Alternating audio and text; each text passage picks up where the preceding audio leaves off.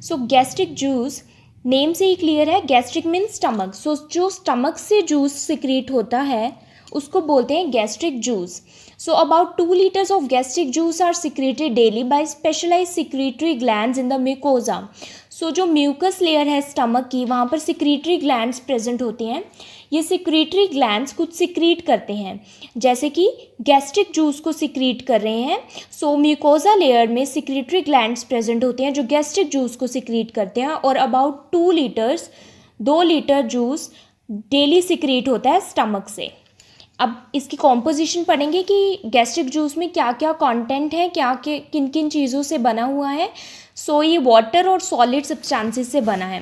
So water gastric juice में सबसे ज़्यादा अमाउंट में प्रेजेंट होता है, दैट इज़ 99.5%। सिर्फ गैस्ट्रिक जूस में वाटर ही प्रेजेंट है, और बाकी जो सॉलिड 0.5% बचा है वो है सॉलिड। और इसमें 2 सब्सटेंसेस प्रेजेंट होते हैं सॉलिड में, organic substances and inorganic substances. So organic substances में फर्स्ट प्रेजेंट है एंजाइम्स।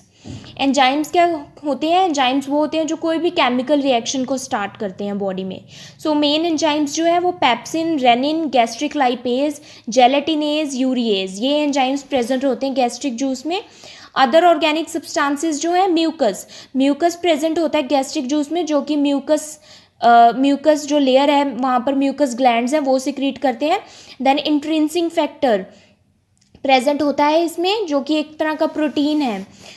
देन इनऑर्गेनिक सब्सटेंसेस में HCl, हाइड्रोक्लोरिक सब्सटेंसेस प्रेजेंट होते हैं गैस्ट्रिक, जो हाइड्रोक्लोरिक एसिड है वो प्रेजेंट होता है गैस्ट्रिक जूस में, जो कि HCl की जो लेयर है पैराइटल सेल्स हैं वो इटसेल्फ सिक्रीट करते हैं। Then sodium, calcium, potassium, bicarbonate, chloride, phosphate, sulphate, ये सब इनऑर्गेनिक सब्सटेंसेस गैस्ट्रिक जूस में प्रेजेंट होते हैं।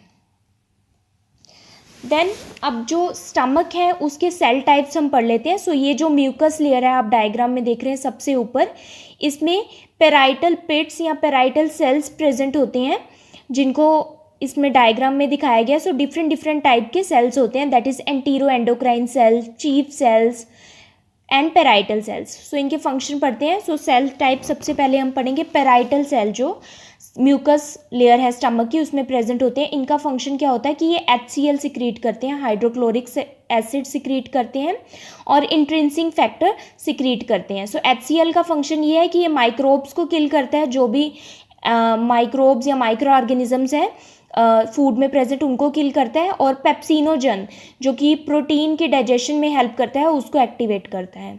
इंट्रिंसिक फैक्टर विटामिन B12 की एब्जॉर्प्शन में हेल्प करता है। विटामिन B12 में RBCs की प्रोडक्शन के लिए चाहिए होता है। चीफ सेल्स जो है ये पेप्सिनोजन को सिक्रीट करते हैं और गैस्ट्रिक लाइपेज को सिक्रीट करते हैं। पेप्सिनोजन प्रोटीन की डाइजेशन करता है और गैस्ट्रिक लाइपेज फैट की डाइजेशन करता है। जो जी सेल्स हैं वो गैस्ट्रिन को प्रोड्यूस सिक्रीट करते हैं। गैस्ट्रिन एक हार्मोन है जो कि गैस्ट्रिक एसिड की सिक्रीशन करता है। देन ECL सेल्स जो कि हिस्टामिन को सिक्रीट करता है। Histamine further gastric acid secretion को स्टिमुलेट करता है। देन म्यूकस में नेक सेल्स प्रेजेंट होते हैं जो म्यूकस और बाइकार्बोनेट को सिक्रीट करते हैं। जो म्यूकस है वो स्टमक की जो लेयर है उसको एसिड से, जो HCl प्रेजेंट है एसिड स्टमक में, सो स्टमक की लेयर को म्यूकस प्रिवेंट करता है HCl से। देन D सेल्स जो है सोमेटोस्टेटिन हार्मोन सिक्रीट करते हैं जो कि गैस्ट्रिक एसिड की सिक्रीशन को स्टॉप करता है। सो ये सारे सेल टाइप्स हैं और ये इन चीज़ों को सिक्रीट करते हैं। देन है फंक्शंस ऑफ गैस्ट्रिक जूस। सो सबसे पहले जो वाटर 99.5% कंटेंट में प्रेजेंट है गैस्ट्रिक जूस में, वो क्या करता है, लिक्विफाइज द फूड स्वेलोड। सो जो हम फूड स्वेलो कर लेते हैं, निगल लेते हैं, उसको लिक्विफाई करता है। देन हाइड्रोक्लोरिक एसिड का क्या फंक्शन है, ये एसिडिफाई करता है फूड को एसिडिक फॉर्म में कन्वर्ट कर देता है, उसको तब हम बोलते हैं काइम बोलते हैं एसिडिक फूड को। And stops action of salivary amylase. So हमारे सलाइवा, जो हमारा माउथ में सलाइवा प्रेजेंट है उसमें सलाइवरी एमाइलेज एंजाइम प्रेजेंट होता है जो कि स्टार्च और कार्बोहाइड्रेट की डाइजेशन में हेल्प करता है। सो जैसे ही फूड स्टमक में पहुंचता है सो HCl के प्रेजेंस की होने की वजह से सलाइवरी एमाइलेज का एक्शन स्टॉप हो जाता है। देन HCl जो भी माइक्रोब्स इंजेस्ट कर लिए हमने फूड के साथ उनको किल कर देता है। Third, provide the acidic environment needed for the action of pepsin. So pepsin जो एक्टिव फॉर्म है पेप्सिनोजन की, सो पेप्सिनोजन पेप्सिन में तब कन्वर्ट होता है जब एसिडिक एनवायरनमेंट हो, जब पीएच लो होगा तभी ये कन्वर्ट होगा पेप्सिन में। सो पेप्सिन जो है प्रोटीन की डाइजेशन में हेल्प करता है। Pepsinogen are activated to pepsin by HCl and by pepsin already present in the stomach. Then आता है इंट्रिंसिक फैक्टर, जो कि एक तरह का ग्लाइकोप्रोटीन है, is necessary for the absorption of vitamin B12 from the ileum. So जो vitamin B12 की एब्जॉर्प्शन कब होगी, जब इंट्रिंसिक फैक्टर प्रेजेंट होगा। सो इंट्रिंसिक फैक्टर जो है विटामिन B12 की एब्जॉर्प्शन में हेल्प करता है। विटामिन B12 हमारे रेड ब्लड सेल्स की प्रोडक्शन में हेल्पफुल है।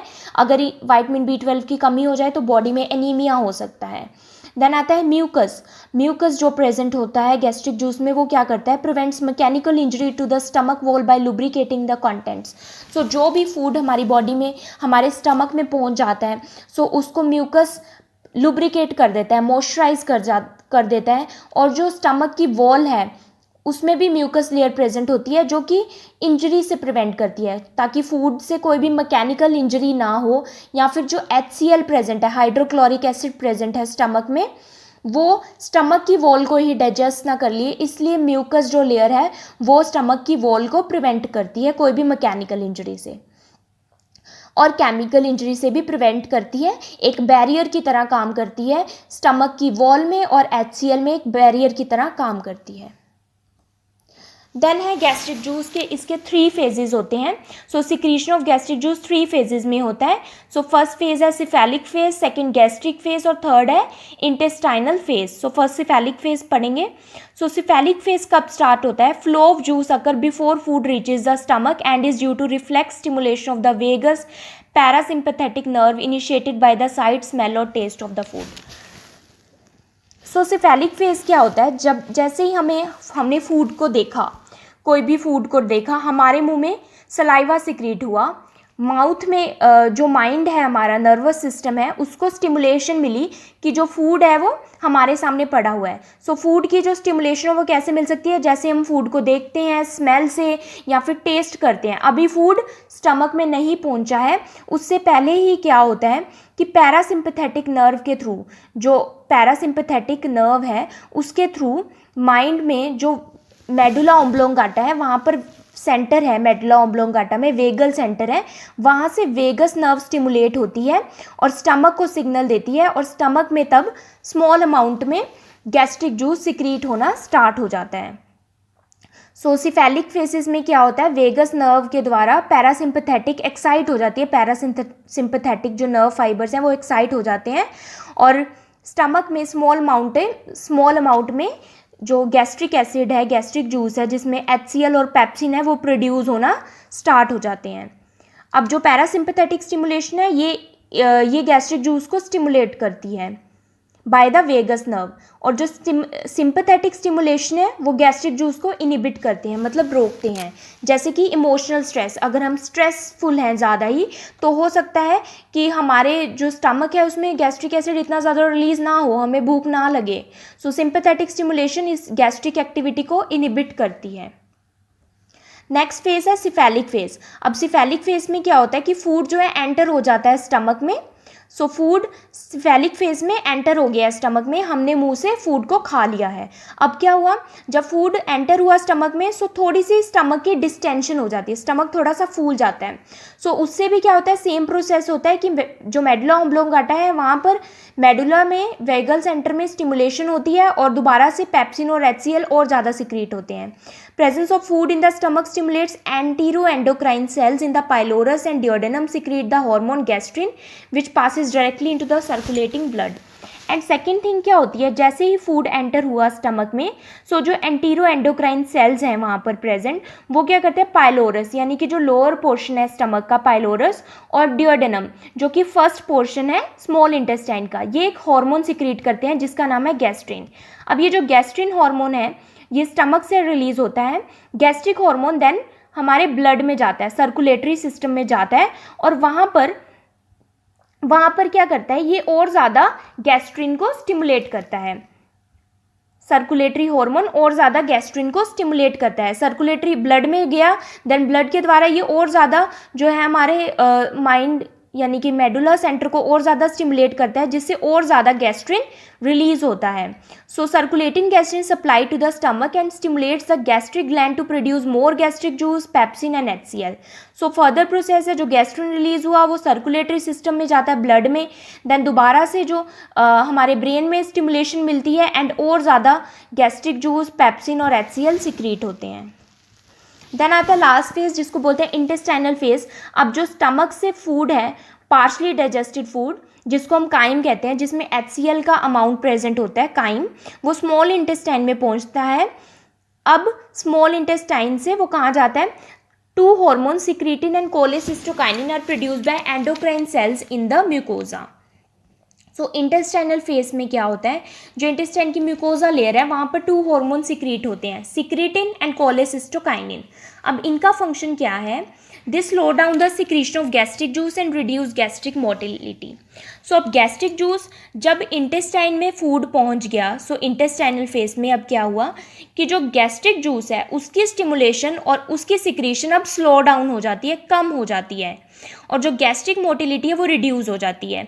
इसका ये बेनिफिट है कि अब स्मॉल इंटेस्टाइन में बाइल जो पैंक्रियाज से जो गॉल ब्लैडर से देन पैंक्रियाज से एंटर हो रहा है हेपेटोपैंक्रियाटिक एम्प्यूला के थ्रू स्मॉल इंटेस्टाइन में, वो मिक्स हो जाता है फूड में. प्लस जो chyme in the duodenum become more thoroughly mixed with bile and pancreatic juice. So जो काइम है, जो फूड है, वो बाइल और पैंक्रियाटिक जूस के साथ वहाँ मिक्स हो जाता है अच्छे से, एंड जो फैट्स है उसकी डाइजेशन हो जाती है. सो ये इसका बेनिफिट है गैस्ट्रिक मोटिलिटी का रिड्यूस होने का. सो ये 3 फेजेस थे गैस्ट्रिक जूस की सिक्रीशन के, तो आपको ब्रीफ कर देती हूँ. सो फर्स्ट फेज सिफेलिक फेज, इसमें क्या होता है कि साइट, स्मेल और टेस्ट से अभी फूड हमारे स्टमक में एंटर नहीं हुआ, लेकिन साइट, स्मेल और टेस्ट से ही हमारी जो वेगस नर्व है मेडुला सेंटर में वो स्टिमुलेट हो जाती है. सो पैरासिम्पैथेटिक नर्व फाइबर स्टिमुलेट हो गए, स्टिमुलेट होने की वजह से गैस्ट्रिक जूस सिक्रीट होने लग जाता है स्टमक में. अब नेक्स्ट फेज जो गैस्ट्रिक फेज है उसमें फूड एंटर हो जाता है स्टमक में, हमने फूड को स्वेलो कर लिया, जिससे हार्मोन गैस्ट्रिन रिलीज होता है. Gastrin hormone then blood stream में जाता है और गैस्ट्रिन हार्मोन को स्टिमुलेट करता है, जिससे और ज़्यादा गैस्ट्रिक जूस सिक्रीट होता है. Next third phase intestinal phase, जिसमें फूड जो है इंटेस्टाइन में एंटर हो गया है. इंटेस्टाइन में काइम, एज अ काइम जो है फूड एंटर होता है, और इंटेस्टाइनल फेज में 2 हार्मोन सिक्रिएट होते हैं, सिक्रेटिन एंड कोलेसिस्टोकाइनिन, जिनका फंक्शन ये है कि वो गैस्ट्रिक मोटिलिटी को रिड्यूस कर देते हैं, गैस्ट्रिक मोटिलिटी रिड्यूस कर देते हैं, और जो गैस्ट्रिक जूस की जो सिक्रीशन है उसको स्लो कर देते हैं. उसकी वजह से क्या होता है कि जो बाइल और पैंक्रियाटिक जूस है वो फूड के साथ अच्छे से मिक्स हो जाता है, एंड फूड में जो फैट की डाइजेशन है वो हो जाती है.